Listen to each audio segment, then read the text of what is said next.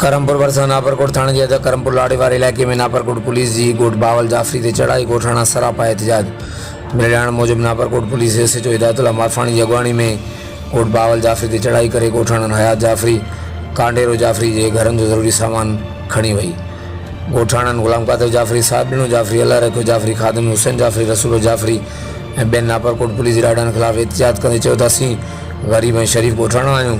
नापरकोट police असांजे ॻोठ ते बिलाजवाब चढ़ाई करे हयात जाफरी ऐं कांडेरो जाफरी जे घर में पयल पेटिन जा ताला तोड़े लख रुपया रोक रक़म ॿियो सामान ॿुहारे रक्शे जा कागज़ खणी वञण सां गॾु पुलिस 10 मण कणिक खणी मैक्सी ट्रैक्टर 2010 मांडल विकायो ऐं पुलिस असांजा घर बि ड्राए वई आहे। ॻोठनि मुतालबो कयो त IG सिंध DIG लाड़काणो ऐं SSP शिकारपुर असांजे घरनि ते नापरकोट पुलिस जी बिलाजवाब चढ़ाई जो नोटिस वठी असांखे तहफ़ुज़ इंसाफ़ ॾियारीनि।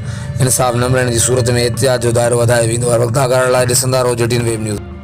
छा मौक़िफ़ आहे तव्हांजो? साईं असांजो पुलिस सुबुह रेट करे घर ते हेॾू मारफाणी ट्रैक्टर बि कायो सामान ज़ोरी ज़बरदस्ती सां कढियल हमरा बुटनि सां साणा अची असांजो काशे बि न छॾी 3-4 मोबाइलियूं काहे असां मिसकीन प्राइवेट माण्हू खणी ज़ैफ़न खे धक ऐं रोक रक़म लखे रुपया फुरियो ऐं ट्रैक्टर मां जो ग़रीब जो कायो न असांजो नालो न ॾोह न कसूर खाली पीली नाचाइदी करे असां सां असांजो आला अमलदारनि खे SP साहब खे इहो ई अपील आहे त असांजा ट्रपड़ सामान सभु वापसि मोटिया वञे।